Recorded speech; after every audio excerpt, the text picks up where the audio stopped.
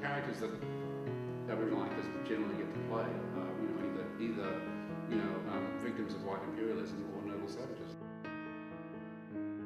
That as the world shrinks, they're going to be a lot of losers, and culturally, they're going to be people that are, who just lose their culture.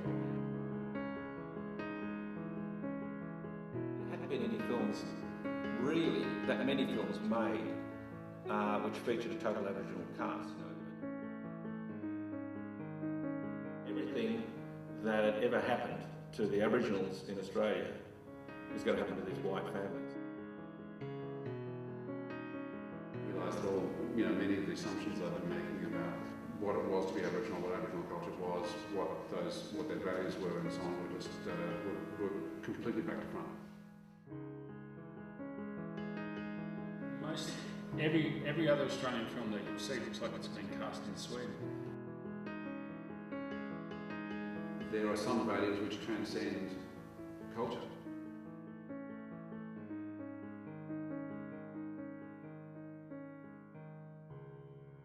I was approached by a producer when I first got out of film school, which was back in 1986, and who had been pursuing a story that had been sent to him as a letter from the Northern Territory, and saying basically, this is an interesting story, maybe you can make a film out of it, and the letter simply outlined the story which was apparently a true story, which occurred in the 1930s. And the Northern Territory in the 1930s was an unbelievably remote place. A local policeman from Alice Springs, which at that time was a very small community, had arrested a young Aboriginal man for killing another man for tribal reasons. And despite the fact that this bloke who was arrested didn't speak English and had never been inside a building before, he was taken to court and sentenced to 20 years in jail for murder. And he then, I think, had to go down to Adelaide to actually go to prison. And he spent about 6 weeks in jail, and then got sick of it and broke out. So that was the basis of the story.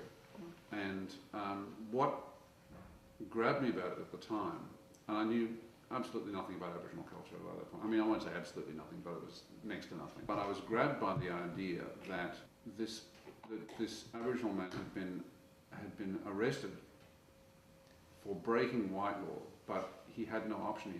But he was also complying with Aboriginal law. That is, he couldn't refuse, and yet he couldn't do it. So, what was the situation? And that was the dilemma that I thought was really interesting. And I remember reading. And I remember reading a book at the time that I first started working on it, which is called Two Laws. And it was essentially, it was a little thesis really. It was just an account of the interplay between Aboriginal traditional law and white Commonwealth law. And they had pointed out, he points out in the article, in that book, that essentially two systems of law cannot exist at the same time. What was the beginning of it? What was the book that you gave me? The Lexus and the Olive Tree. Yeah.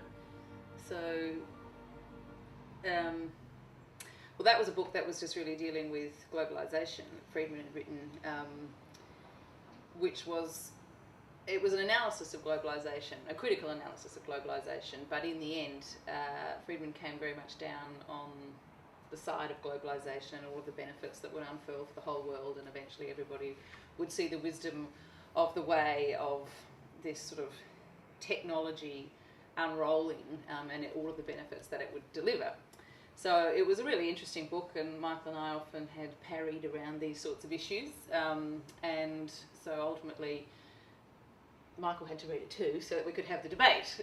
So then I gave it to Michael, and that triggered in him a whole range of possibilities. Thomas Friedman's position is, the world's shrinking through capital markets, financial markets, telecommunications, becoming smaller and smaller. And he's kind of, and still persistently, he says, big thumbs up. It's just going to be great for everyone. And it seemed like even now he's kind of he's sort of sanguine about his position. Is it's kind of failed. What should have worked kind of failed in some ways, but it still should work, kind of thing.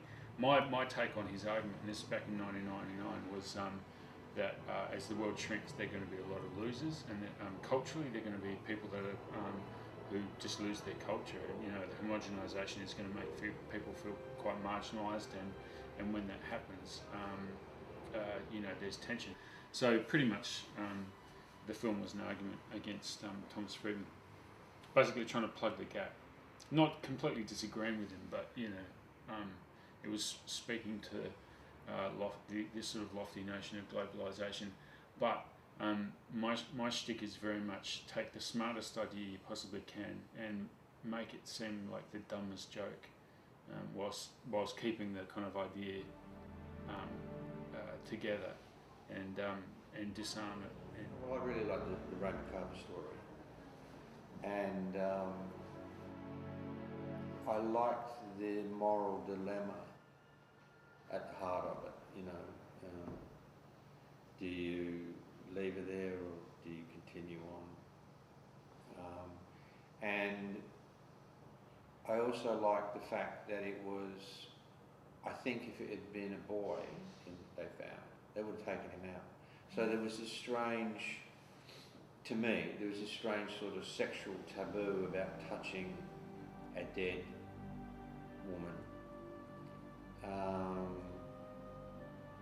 And then the result poses a moral dilemma. You know, is it a sexist thing? Is it a sexual thing? And then once we decide to make the young woman black, then you add another level, and it just complicates the matter. And if you take all those dilemmas and you put it into a story, and you have the right audience, a sympathetic audience, then it poses lots of questions for them to take home and think about. And I think that's the sort of filmmaking that I like, where you take an audience